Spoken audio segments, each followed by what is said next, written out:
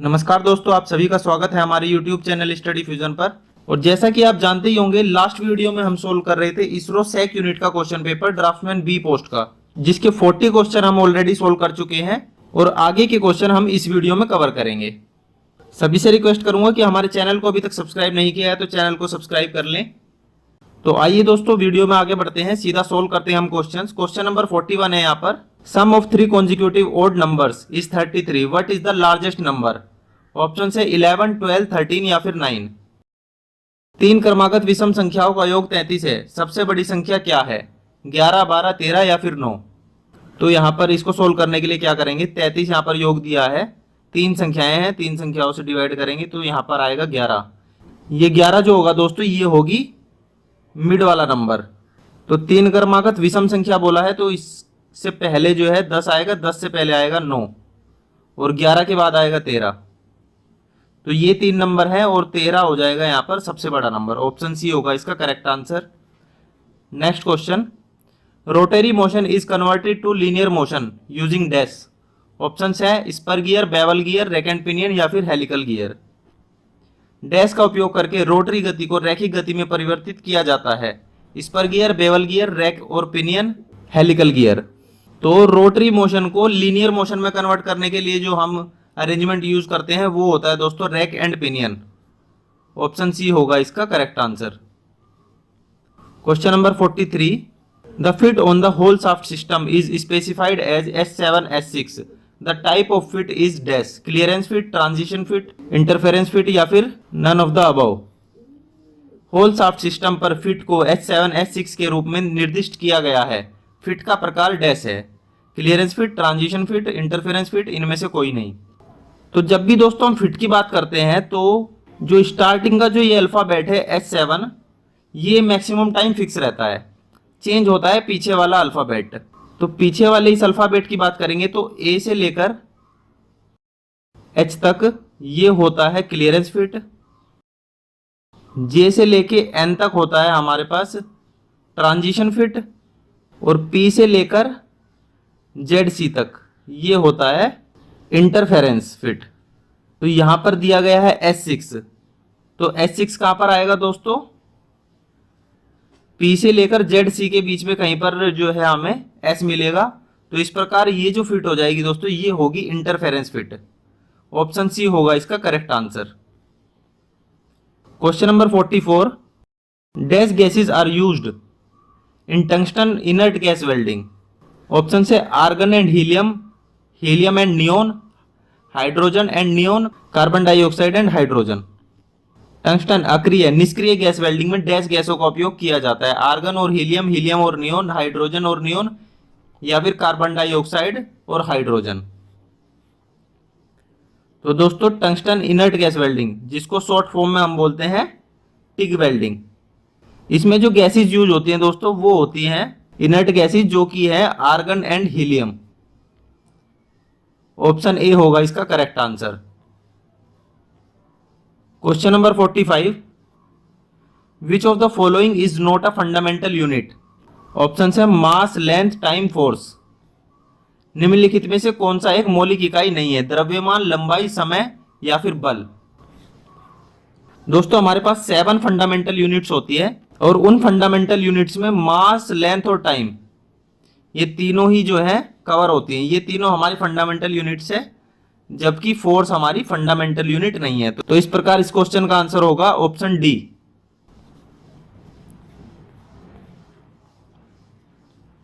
Question number 46, the drawing symbol represents dash, symmetry, inclination, parallelism या फिर total runout.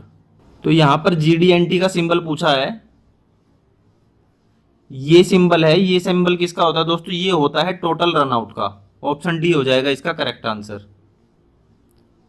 Question number 47, which of the tolerance symbols in the drawing has no datum. Option है position, perpendicularity, parallelism या फिर flatness. Drawing में निम्नलिखित में से किस टॉलरेंस चिन्ह में कोई डेटम नहीं होता है? पोजीशन, लंबवतता, समांतरता, समतलता। तो दोस्तों GDNT के सिंबल्स के बारे में ही यहाँ पर बात हो रही है। जिसमें डोटम यूज नहीं होता है। तो पोजीशन में जो है डोटम यूज होता है, परपेंडिकुलरिटी में होता है, पैरेललिज्म में होता है। फ्लैटनेस में जो है डोटम की आवश्यकता नहीं होती है। तो ये हो जाएगा दोस्तों इसका correct answer option D. Sum of two numbers is 15 and their difference is 5, the larger number is dash 10, 5, 20 या फिर 15। दो संख्याओं का योग 15 है और उनका अंतर 5 है, बड़ी संख्या डैश है 10, 5, 20 या फिर 15। तो दो संख्याओं को हम x और y मान लेते हैं और x y का जो योग है वो है 15 और x माइनस वाई है 5। तो यहां पर इनको प्लस कर देंगे, ये हो जाएगा 2x और ये y से y चला जाएगा प्लस माइनस और इधर हो जाएगा 20। तो 2x इजिकल टू 20, तो x हो जाएगा हमारे पास 10। तो x 10 है दोस्तों, तो यहाँ पर 10 पुट करेंगे तो y हमारे पास आ जाएगा 5। तो लार्जर नंबर इन दोनों में क्या हुआ, लार्जर नंबर हुआ 10। ऑप्शन ए होगा इसका correct answer. Question number 49, SI unit of work is dash. Option है पास्कल, वाट, न्यूटन या फिर जूल। कार्य की एसआई इकाई डैश होती है, पास्कल, वाट, न्यूटन या फिर जूल। तो कार्य की दोस्तों जो एसआई इकाई होती है वो होती है जूल। ऑप्शन डी होगा यहां पर इसका correct answer. Question number 50, the front view of rectangle when its plane is parallel to horizontal plane and perpendicular to vertical plane is dash, rectangle, line, square या फिर पॉइंट। एक आयत HP के समांतर और वीपी के लंबवत है तो उसका फ्रंट व्यू, सामने का दृश्य डैश होगा, आयत, रेखा, वर्ग या फिर पॉइंट। मान लीजिए ये हमारे पास दो प्लेन है, हॉरिजॉन्टल और वर्टिकल। ये वर्टिकल प्लेन है, ये हमारा हॉरिजॉन्टल प्लेन है। तो कोई प्लेन जो है हमारा वो हॉरिजॉन्टल प्लेन के पैरेलल है और वीपी के परपेंडिकुलर है। तो फ्रंट व्यू जब दोस्तों हम इधर से देखेंगे तो ये हो जाएगा हमारा एक लाइन, एक लाइन ही हमें दिखाई देगी। तो इस प्रकार इसका जो करेक्ट आंसर हो जाएगा ऑप्शन बी, रेखा या फिर line. Question number 51, the following except dash are the polyhedron, prism, pyramid, cube या फिर सिलेंडर। निम्नलिखित में से किसके अलावा सभी बहुफलक है, प्रिज्म, पिरामिड, घन या फिर सिलेंडर। तो पॉलीहेड्रंस क्या होते हैं, polyhedrons are solids with multiple plane faces. ऐसे सॉलिड जिनके मल्टीपल फेस होते हैं और वो प्लेन्स होते हैं, यानी कि वो किसी कर्वेचर में नहीं होते हैं। तो यहां पर अगर आप देखेंगे प्रिज्म, पिरामिड और क्यूब, इन तीनों में ही मल्टीपल फेसेस होते हैं और जो कि प्लेन शेप में होते हैं। जबकि सिलेंडर में जो फेस मल्टीपल फेस होते हैं लेकिन उसमें एक जो फेस होता है वो कर्वेचर में होता है। तो यहाँ पर जो है सिलेंडर जो है वो पॉलीहेड्रन नहीं होगा। ऑप्शन डी होगा यहाँ पर इसका correct answer. Question number 52, the top view of right cylinder resting on horizontal plane on its base is dash, ellipse, circle, rectangle या फिर स्क्वायर। एचपी पर अपनी समतल सतह पर टिके हुए सही सिलेंडर का टॉप व्यू डैश है, अंडाकार, सर्कल, आयत या फिर वर्ग। तो ये हमारे पास हॉरिजॉन्टल प्लेन है नीचे वाला और इसके ऊपर कोई सिलेंडर जो है रेस्ट कर रहा है। तो इसका टॉप व्यू अगर हम देखेंगे, मान लीजिए यहां से टॉप व्यू देख रहे हैं, तो वो क्या दिखाई देगा हमें, वो दिखाई देगा दोस्तों एक सर्कल। तो इस प्रकार इसका आंसर हो जाएगा correct option B, circle. Question number 53, a tetrahedron is formed from 4 dash faces, square, rectangle, triangle या फिर सर्कल। एक चतुष्फलक 4 डैश फलकों से बनता है, चौकोर, आयत, त्रिभुज या फिर वृत्त, सर्कल। टेट्राहेड्रन जो है दोस्तों वो बनता है 4 ट्रायंगुलर फेसेस से। ऑप्शन सी होगा यहां पर इसका correct answer. Question number 54, internal angle of regular hexagon is dash degree. Option है 72 डिग्री, 120 डिग्री, 108 डिग्री या फिर 150 डिग्री। समषटभुज का आंतरिक कोण डैश डिग्री होता है। तो पॉलीगन का इंटरनल एंगल निकालने के लिए हमारे पास एक फॉर्मूला है जो कि कुछ इस प्रकार है, n-2 into 180 divide by n। n यहाँ पर number of side of polygon है। तो यहाँ पर हेक्सागन दिया है, मतलब कि 6 साइड का एक पॉलीगन है। तो n की जगह पे हम 6 को रखेंगे तो ये हो जाएगा n-2, 6 - 2 4 इंटू 180 डिवाइड बाई 6। तो इसको कट कर लेंगे, 6 × 18, 3 × 4 12, ये हो जाएगा आपका 120 डिग्री। ऑप्शन बी हो जाएगा इसका correct answer. Question number 55, if the volume of two cubes are in the ratio 27:1, the ratio of length their edges is dash 1:3, 9:3, 3:1 या फिर 1:6। यदि दो घनों का आयतन 27:1 के अनुपात में है तो उनके धार एज की लंबाई का अनुपात डैश होगा। तो यहाँ पर वॉल्यूम का हमें रेशो दिया हुआ है। मान लीजिए एक का वॉल्यूम V1, दूसरे का V2। तो यहाँ पर A मान लेते हैं साइड, A1 हो जाएगा फर्स्ट का, A1 का क्यूब, और ये हो जाएगा A2 का क्यूब। ये हमें दिया है यहाँ पर 27:1। तो यहाँ पर जो क्यूब है इसको हम साइड में ले जाएंगे तो ये हो जाएगा हमारे पास A1/A2, ये चला जाएगा यहाँ पर क्यूब रूट में। तो 27 का क्यूब रूट को सॉल्व करेंगे तो हमारे पास आ जाएगा 3, और 1 का क्यूब रूट होता है 1। तो हमारे पास जो साइड्स का रेशो होगा दोस्तों वो आ जाएगा हमारे पास 3:1। और ऑप्शंस में अगर देखेंगे तो ऑप्शन सी हो जाएगा इसका correct answer. Question number 56, eccentricity of parabola is dash. Options है less than 1, greater than 1, equal to 1 या फिर नन ऑफ द अबव। परवलय की उत्केंद्रता डैश है। तो पैराबोला की जो इसेंट्रिसिटी होती है दोस्तों वो होती है इक्वल्स टू 1। ऑप्शन सी होगा इसका correct answer. The size of A1 drawing sheet is dash. ये यहाँ पर ऑप्शंस दिए हैं और A1 ड्रॉइंग शीट का जो है साइज पूछा है। तो A0 से लेके A4 तक आपको पूरे याद होने चाहिए। मैं एक बार यहाँ पर लिख देता हूं।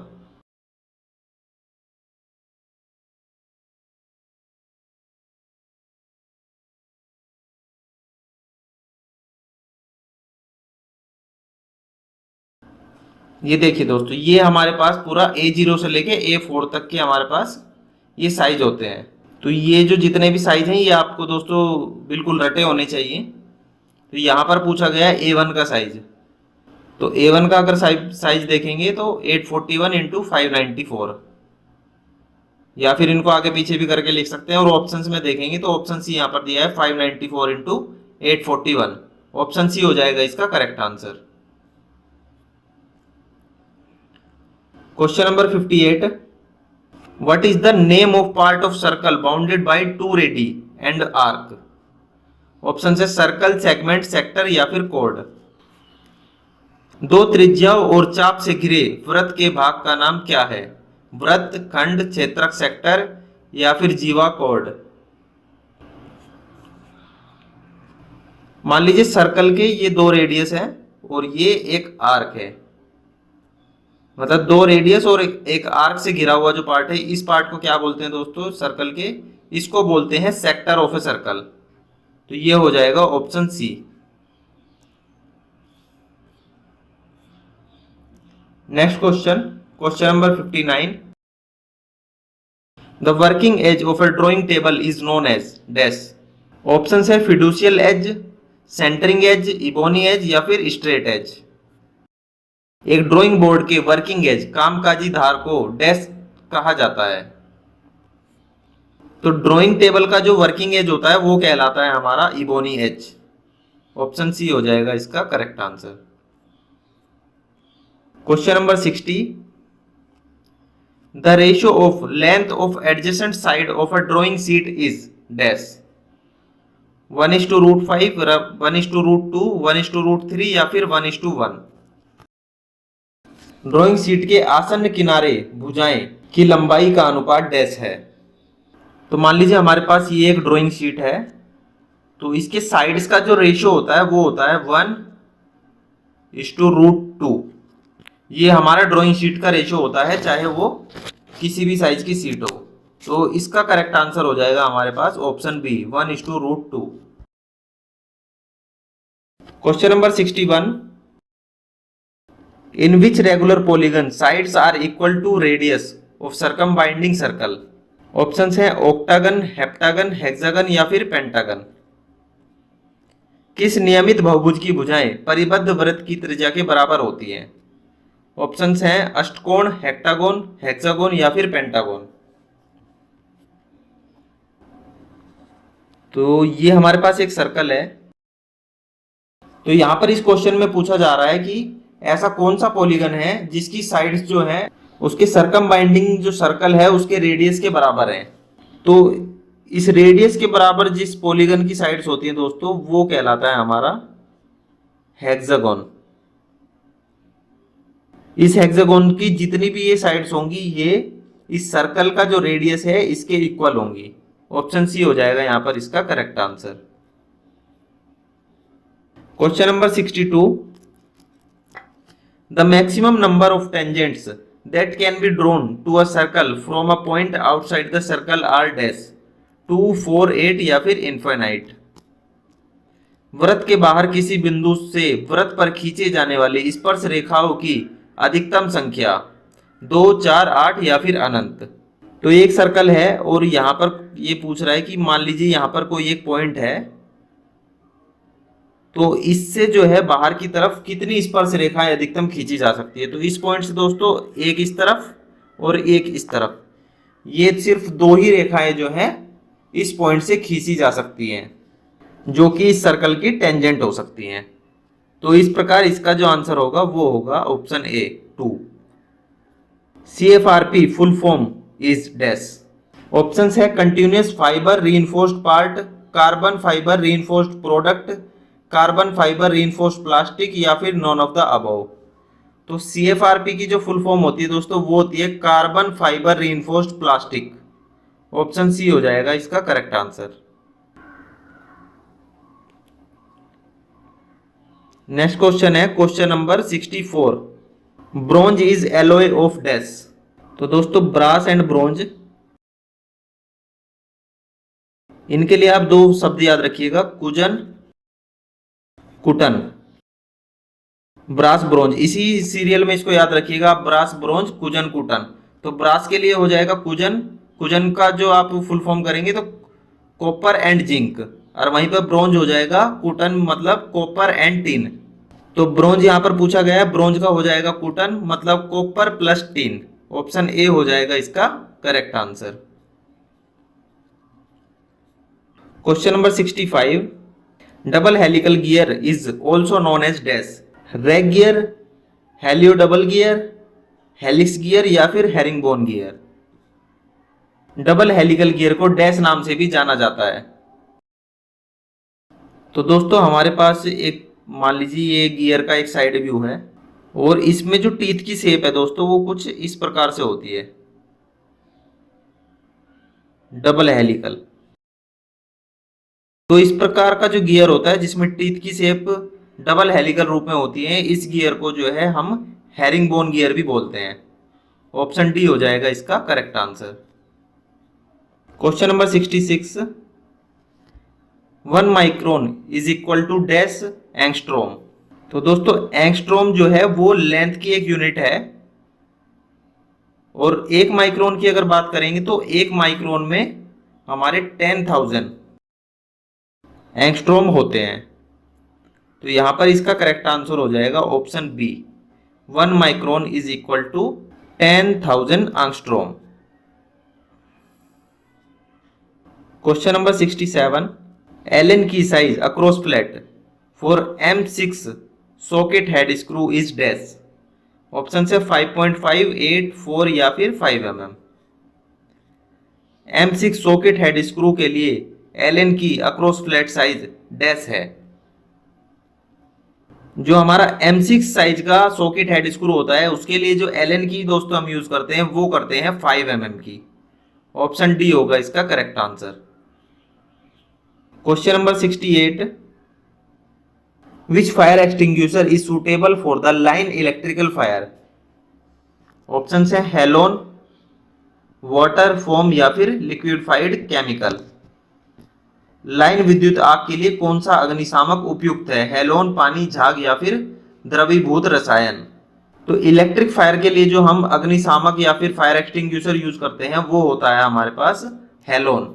ऑप्शन ए होगा यहाँ पर correct answer. Question number 69, what is the grade of the hardest pencil? 10B, HB, 6H या फिर 9H। सबसे कठोर हार्ड पेंसिल का ग्रेड कौन सा है? तो दोस्तों हमारे पास 7B से लेकर टोटल 9H तक ये हमारे पास पेंसिल्स होती हैं, जिसमें सबसे जो सॉफ्ट होता है दोस्तों वो होता है 7B, और ये बढ़ता हुआ 9H तक हार्ड होता चला जाता है। तो 9H हमारा सबसे हार्ड होता है और 7B सबसे सॉफ्ट। तो ऑप्शंस में अगर देखेंगे तो यहाँ पर 9H दिया है, तो ये सबसे हार्ड ग्रेड हमारी पेंसिल का होने वाला है। ऑप्शन डी हो जाएगा correct answer. Question number 70, which is the supplementary angle of 120 degree? 65 degree, 60 degree, 220 degree या फिर 180 डिग्री। 120 डिग्री का पूरक कोण कौन सा है? तो दोस्तों हमारे पास दो तरीके के एंगल होते हैं, सप्लीमेंट्री एंगल और कॉम्प्लीमेंट्री एंगल। कॉम्प्लीमेंट्री जो एंगल होते हैं उसमें दो एंगल होते हैं जो कि 90 डिग्री के अंदर जो दो एंगल आ रहे हैं वो कॉम्प्लीमेंट्री एंगल कहलाते हैं। वहीं पर सप्लीमेंट्री एंगल जो होते हैं वो 180 डिग्री के अंदर जो दो एंगल समाहित हो रहे हैं वो सप्लीमेंट्री एंगल्स कहलाते हैं। तो यहाँ पर 120 डिग्री दिया गया है और इसको 180 पूरा करने के लिए हमें इसमें कितना ऐड करना होगा? इसमें ऐड करना होगा हमें 60 डिग्री। तो ये हो जाएगा इसके बाद 180।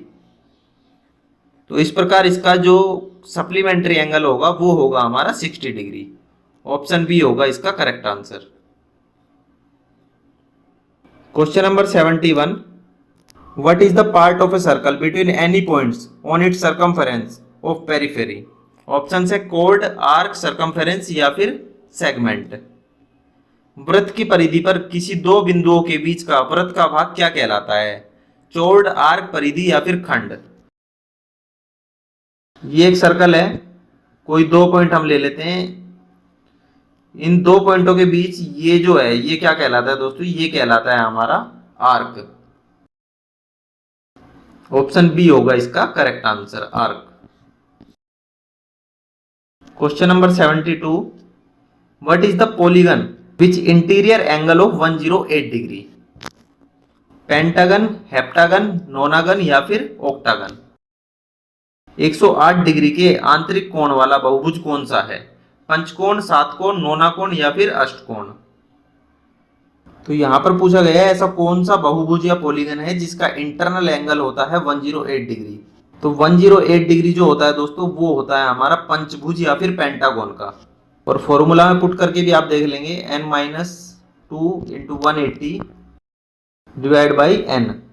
तो n की जगह पर 5 रखेंगे तो ये हो जाएगा 3 इंटू 180 डिवाइड बाई 5। तो ये हो जाएगा 15 और 5:6 30, ये चला जाए 36 और 36 इंटू 3 करेंगे तो हमारे पास आ जाएगा 108। इस प्रकार इसका जो करेक्ट आंसर हो जाएगा option A pentagon. Question number 73, what is the shape of the section if a right circular cone is cut by a plane parallel to the side of the cone? Circle, ellipse, parabola या फिर hyperbola. यदि एक सही ठोस solid शंकु को उसके as के समांतर समतल से काटा जाए तो कटी हुई सतह का आकार क्या होगा? वृत्त, इलिप्स, पैराबोला या फिर हाइपरबोला। तो ये हमारे पास एक रेगुलर कोन है या फिर शंकु, और इसकी जो ये साइड है इसके पैरेलल अगर हम किसी प्लेन से इसको कट करते हैं तो हमें जो ये सेक्शन मिलने वाला है, इस टाइप की जो शेप मिलने वाली है, ये क्या कहलाएगी? ये कहलाएगी दोस्तों पैराबोला। इसका करेक्ट आंसर हो जाएगा हमारे पास option C parabola. Question number 74, symbol used to indicate diameter in drawing is dash. ये ऑप्शंस में कुछ सिंबल दिए गए हैं। ड्राइंग में व्यास डायमीटर को इंगित करने के लिए उपयोग किए जाने वाला प्रतीक डैश है। तो डायमीटर के लिए जो हम सिंबल यूज करते हैं वो होता है हमारा कुछ इस प्रकार का, और ऑप्शन सी में मिल जाएगा हमें correct answer. Question number 75, a circle will appear on an isometric drawing as dash, cycloid, ellipse, circle या फिर पैराबोला। मान लीजिए ये हमारे पास एक सर्कल है और इसको हम आइसोमेट्रिक में ड्रॉ करते हैं, तो इसकी शेप हो जाएगी कुछ इस प्रकार की, और ये जो शेप होगी दोस्तों ये होगी हमारी इलिप्स। ऑप्शन बी हो जाएगा इसका correct answer. Question number 76, in which method of orthographic projection the object is placed below HP and behind VP। Option है first angle projection, second angle projection, third angle projection या फिर fourth angle projection. Orthographic projection की किस विधि में वस्तु को HP के नीचे और VP के पीछे रखा जाता है। तो यहां पर हमें बोला गया है कि HP के नीचे, तो ये मान लीजिए हमारा हॉरिजॉन्टल प्लेन है और VP के पीछे ये हमारा वर्टिकल प्लेन है, और यहां पे हमारा कुछ ऑब्जेक्ट है, और ऑब्जर्वर की जो डायरेक्शन है वो ये है। तो यहाँ पर वर्टिकल प्लेन के पीछे और हॉरिजॉन्टल प्लेन के नीचे जो ऑब्जेक्ट को एज्यूम किया जाता है वो किया जाता है दोस्तों थर्ड एंगल प्रोजेक्शन में। ऑप्शन सी होगा इसका correct answer. Question number 77, where eye bolts are used. Option है transmission of power, locking device, lifting and transporting heavy machinery या फिर absorbing shock and vibrations. Eye bolt का उपयोग कहां किया जाता है। पावर के ट्रांसमिशन में, लॉकिंग डिवाइस, भारी मशीनों के लिफ्टिंग और ट्रांसपोर्टेशन में, झटके और कंपन सहन करने में। तो आपने आई बोल्ट देखा होगा, ये कुछ बोल्ट है, ले इसके ऊपर जो है कुछ आई शेप का ये शेप कुछ बनी होती है, और नीचे से यहां पर इसमें ये थ्रेड्स रहती है। तो इस प्रकार का जो बोल्ट है दोस्तों ये हमारा यूज किया जाता है हैवी मशीनरीज को लिफ्ट या ट्रांसपोर्ट करने के लिए। ऑप्शन सी हो जाएगा यहां पर इसका correct answer. Question number 78, what is the angle of British association thread. 60 degree, 50 degree, 47.5 degree या फिर 55 degree. British association page thread का कोण डैश है। तो यहां पर ब्रिटिश एसोसिएशन या फिर BA थ्रेड का जो है एंगल पूछा गया है। तो BA थ्रेड का जो एंगल होता है दोस्तों वो होता है हमारे पास 47.5 डिग्री। ऑप्शन सी होगा इसका करेक्ट आंसर। क्वेश्चन नंबर 79, विच की type has semi circular shape. Options है स्क्वायर की, गिव हेड की, राउंड की या फिर वुड रफ की। किस की का आकार अर्धवृत्ताकार है। चौकोर की, जिब हेड की, राउंड की या फिर वुड रफ की। तो सेमी सर्कुलर शेप जो है कुछ इस टाइप का शेप होता है उसकी का, और ये जो की कहलाती है दोस्तों ये कहलाती है हमारी वुड रफ की। ऑप्शन डी हो जाएगा इसका correct answer. Next question, question number 80, which type of pipe fitting allows the content of two pipes to flow together into one pipe. Return bend, elbow, lateral या फिर cross. किस प्रकार की pipe fitting दो पाइपों की सामग्री को एक पाइप में एक साथ प्रवाह करने की अनुमति देता है। रिटर्न बैंड, एल्बो, लेटरल या फिर क्रॉस। तो एक पाइप फिटिंग होती है जिसमें ये कोई दो पाइप का अगर फ्लो आ रहा है तो ये इसको एक में कन्वर्ट कर सकता है, और इस प्रकार का जो ये पाइप फिटिंग है दोस्तों ये हमारी कहलाती है लेटरल। ऑप्शन सी हो जाएगा इसका correct answer. Question number 81, what is the unit of electric charge. Option है कोलम्ब, जूल, वोल्ट या फिर वाट। इलेक्ट्रिक चार्ज का इकाई क्या है। कोलम्ब, जूल, वोल्ट या फिर वाट। इलेक्ट्रिक चार्ज की जो यूनिट होती है वो होती है कोलम्ब। ऑप्शन ए होगा इसका correct answer. Question number 82, what is the number 7 and 9 indicated in the hole and shaft pair designated as 40H7D9? Option है tolerance grade, allowance system, accuracy of manufacturer, bilateral tolerance. छेद और shaft की जोड़ी जो कि 40H7D9 से दर्शाया गया है, उसमें संख्या 7 और 9 क्या दर्शाता है? तो हमारे होल एंड शाफ्ट के पेयर को जो है फिटिंग के लिए जो इस प्रकार की यहाँ पर ग्रेडिंग की जाती है, और इसमें जो ये नंबर्स यूज किए जाते हैं जैसे कि 7 और 9 यूज किया गया है, ये जो नंबर होते हैं ये होते हैं दोस्तों टॉलरेंस ग्रेड। ऑप्शन ए होगा इसका correct answer. Question number 83, which of the following is flexible coupling? Option है muff coupling, marine coupling, protected type flange coupling या फिर ओल्डम कपलिंग। तो हमारे पास जो कपलिंग होती है वो होती है दो टाइप की, एक होती है रिजिड टाइप और दूसरी होती है फ्लेक्सिबल टाइप। और इन सभी में से जो फ्लेक्सिबल कपलिंग है दोस्तों वो है हमारी ओल्डम कपलिंग। ऑप्शन डी हो जाएगा हमारा correct answer, Oldham coupling is a flexible coupling. Next question, question number 84, what is called number of teeth on a gear per unit of its pitch diameter? Module, diametric pitch, circular pitch या फिर pitch?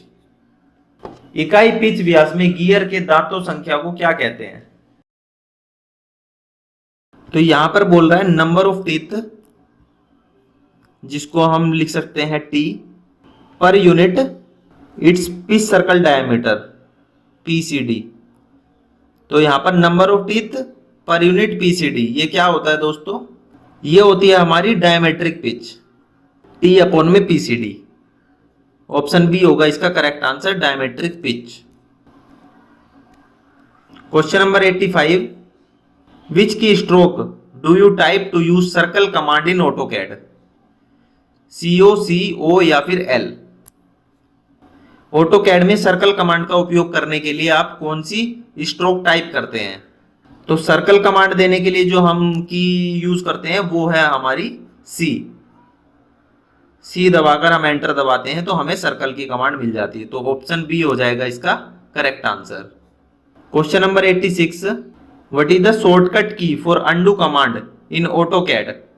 Control R, control Z, control V या फिर control C? तो undo command के लिए जो shortcut की हम यूज करते हैं वो होती है दोस्तों control plus Z. Option B होगा यहां पर correct answer. Question number 86, which menu bar contains block command in AutoCAD? Options हैं इंसर्ट, ड्रॉ, मॉडिफाई या फिर डायमेंशन। ऑटोकैड में ब्लॉक कमांड कौन से मेन्यू बार में होता है? तो यहां पर हम जितने भी यहां पर ये ऑप्शंस देख रहे हैं, इंसर्ट, ड्रॉ, मॉडिफाई या फिर डायमेंशन, इन किसी भी मेन्यू बार में दोस्तों ब्लॉक नहीं होता है। ब्लॉक के लिए एक सेपरेट मेन्यू होता है, यानी कि ब्लॉक जो है एक सेपरेट मेन्यू बार है। तो इनमें से ये किसी में भी कवर नहीं होता है।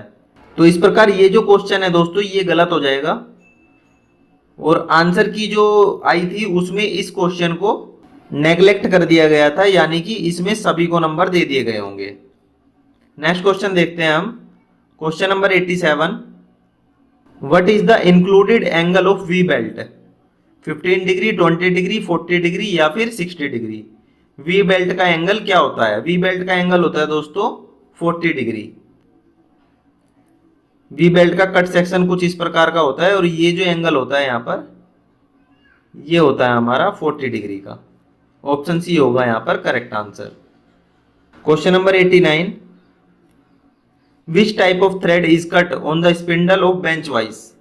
ऑप्शन है buttress thread, V thread, square thread या फिर एक्मे थ्रेड। बेंच वाइज का स्पिंडल पर किस प्रकार की चूड़ियां काटी होती हैं? तो बेंच वाइज का जो स्पिंडल होता है उसमें जो थ्रेड पाई जाती है वो होती है स्क्वायर थ्रेड। ऑप्शन सी होगा इसका correct answer. Question number 90, which bolt is used for holding work directly on milling machine table? Option है T bolt, hexagonal bolt, eye bolt या फिर स्क्वायर बोल्ट। मिलिंग मशीन पर सीधे ही work job को पकड़ने के लिए कौन सा बोल्ट का उपयोग किया जाता है? टी बोल्ट, षटभुजाकार बोल्ट, आई बोल्ट या फिर स्क्वायर वर्गाकार बोल्ट? तो मिलिंग मशीन पर जो बोल्ट यूज किया जाता है जॉब को होल्ड करने के लिए वो होता है कुछ इस टाइप का टी बोल्ट। ऑप्शन ए हो जाएगा इसका correct answer. Question number 91, why are filler gauge used? Checking accuracy of hole, checking radius of job, checking thickness of sheet, checking gap between mating parts. Filler gauge का उपयोग क्या है? Job की accuracy जांचने के लिए, जॉब की त्रिज्या मापने के लिए, सीट की मोटाई मापने के लिए, या फिर मैटिंग पार्ट के बीच की गैप मापने के लिए। तो फिलर गेज जो होता है दोस्तों वो यूज किया जाता है हमारा जो दो मैटिंग पार्ट होते हैं उनके बीच का जो गैप है उसको नापने के लिए हम यूज करते हैं फिलर गेज। ऑप्शन डी होगा यहां पर correct answer. Question number 92, which among the following is a type of direct measuring instrument of roughness? Option है माइक्रो इंटरफेरोमीटर, माइक्रोमीटर, प्रोफाइलोमीटर, या फिर सरफेस डायनेमोमीटर। निम्नलिखित में से कौन सा सीधे रफनेस मापने का उपकरण है? तो इन सभी में से जो रफनेस को डायरेक्टली मेजर कर सकता है वो है हमारा प्रोफाइलोमीटर। ऑप्शन सी होगा इसका correct answer. Next question, question number 93, which die is used for more than one cutting operation per stroke? Option है blanking die, piercing die, compound die, या फिर प्रोग्रेसिव डाई। प्रति स्ट्रोक एक से ज्यादा कटिंग ऑपरेशन के लिए कौन सी डाई प्रयोग की जाती है? तो किसी एक सिंगल स्ट्रोक में एक से ज्यादा कटिंग ऑपरेशन करने के लिए जो डाई यूज की जाती है वो होती है कंपाउंड डाई। ऑप्शन सी होगा यहां पर इसका correct answer. Question number 94, which command is use to cut a line in AutoCAD? Extend, trim, delete, या फिर ऑफसेट। ऑटोकैड में एक लाइन को काटने के लिए कौन सी कमांड उपयोग की जाती है? तो मान लीजिए एक लाइन है और यहां पर कोई एक क्रॉस करते हुए एक लाइन जा रही है और ये पोर्शन मुझे कट करना है। तो इसको कट करने के लिए मैं कौन सी कमांड यूज करूंगा? मैं यूज करूंगा ट्रिम कमांड। ऑप्शन बी हो जाएगा यहां पर correct answer. Question number 95, which command is use to obtain common region of two intersecting part in AutoCAD? Option है इंटरसेक्ट, सबट्रैक्ट, रिवॉल्व, या फिर यूनियन। ऑटोकैड में दो प्रतिच्छेदी पुर्जों पार्ट्स का सामान्य क्षेत्र प्राप्त करने के लिए कौन सी कमांड उपयोग की जाती है? तो किन्हीं भी दो इंटरसेक्टिंग पार्ट्स का कॉमन इंटरसेक्टिंग पार्ट जो हमें पता लगता है वो किस कमांड से हम पता कर सकते हैं? वो कर सकते हैं इंटरसेक्ट कमांड से। ऑप्शन ए होगा इसका correct answer. Question number 96, what is the key stroke for copy command in AutoCAD? CY, CC, C, या फिर CO। ऑटोकैड में कॉपी कमांड के लिए कौन सा की स्ट्रोक है? तो कॉपी के लिए जो की स्ट्रोक यूज किया जाता है वो होता है CO। ऑप्शन डी होगा इसका correct answer. By which command a cylinder can be created by drawing a rectangular shape? Option है रिवॉल्व, मूव, एक्सट्रूड, या फिर स्वीप। एक आयताकार आकार खींचकर किस कमांड से सिलेंडर बनाया जा सकता है? तो मान लीजिए एक आयताकार हमारे पास कोई शेप है और इससे हमें सिलेंडर बनाना है तो हम यहां से इसके एक साइड से इसको हम क्या करेंगे? इसको कर देंगे हम रिवॉल्व। तो हमें जो है एक सिलेंडर जो है इस प्रकार से प्राप्त हो जाएगा। तो यहां पर इस क्वेश्चन का करेक्ट आंसर हो जाएगा option A revolve. Question number 98, the extension for AutoCAD template file is dash? DWG, DWT, DWF, या फिर DXF। तो ऑटोकैड टेम्पलेट फाइल का एक्सटेंशन यहां पे पूछ रहा है जो कि होता है DWT, drawing template. Option B होगा इसका correct answer. Question number 99, in which gear teeth are cut parallel to axis of the shaft? Option है bevel gear, helical gear, spur gear, या फिर हेरिंगबोन गियर। कौन से गियर में दांते अक्ष के समांतर काटे जाते हैं? मान लीजिए ये किसी शाफ्ट का एक्सिस है, ये हमारी शाफ्ट है और इसके ऊपर ये गियर लगा हुआ है। तो यहां पर जो हमारे गियर के टीथ होंगे वो शाफ्ट एक्सिस के पैरेलल होंगे और इस प्रकार के जो टीथ होते हैं वो होते हैं दोस्तों स्पर गियर में। ऑप्शन सी होगा इसका correct answer. Question number 100, what is the type of triangle if the two sides of triangle are equal? Isosceles triangle, acute angle triangle, equilateral triangle या फिर स्केलर ट्रायंगल। यदि त्रिभुज की दो भुजाएं समान हो तो त्रिभुज किस प्रकार का है? समद्विबाहु, एक्यूट कोण, समबाहु या फिर विषमबाहु। तो मान लीजिए ये एक ट्रायंगल है और इसकी दो भुजाएं समान है, तो हिंदी में तो आपको जो है सीधा देख के ही पता लग जाएगा, समद्विबाहु त्रिभुज इसका नाम होगा। और इंग्लिश में बोलेंगे तो ये हो जाएगा आइसोसेल ट्रायंगल। ऑप्शन ए हो जाएगा यहाँ पर करेक्ट आंसर। तो दोस्तों पूरे के पूरे 100 क्वेश्चन हमने सोल्व कर लिए हैं इस क्वेश्चन पेपर के। उम्मीद करता हूँ सारे क्वेश्चन आपको अच्छे से समझ में आ गए होंगे और आपको अच्छे से आइडिया मिल पा रहा होगा कि इसरो किस प्रकार के क्वेश्चन जो है अपने एग्जामिनेशन में पूछता है। तो इसी टाइप के मैं बहुत सारे क्वेश्चन पेपर पहले भी सोल्व करा चुका हूँ, आप उन सभी को भी जरूर देख लीजिएगा। आपकी तैयारी के लिए बहुत ही अच्छा होगा कि आप पूरे के पूरे प्रीवियस ईयर क्वेश्चन पेपर जो है सोल्व करके जाएं, क्योंकि बहुत सारे क्वेश्चन जो है एग्जाम्स में रिपीट होते हैं। तो आप लोग इसी प्रकार से अपनी तैयारी को जारी रखिए। अगर आप रेगुलर तैयारी में रहते हैं तो एक ना एक दिन आप इसरो, डीआरडीओ या फिर दूसरी जो गवर्नमेंट ऑर्गेनाइजेशन है उसमें आप अपना सिलेक्शन पक्का कर पाएंगे। आप सभी से दोस्तों रिक्वेस्ट करूंगा, हमारे चैनल को अभी तक सब्सक्राइब नहीं किया है तो हमारे चैनल को सब्सक्राइब जरूर कर लें। ये वीडियो अगर आपको अच्छी लगी है तो इसको लाइक कर दें, इसको शेयर कर दें अपने दोस्तों के साथ। मैं मिलूंगा दोस्तों आपसे नेक्स्ट वीडियो में, तब तक के लिए thank you and take care.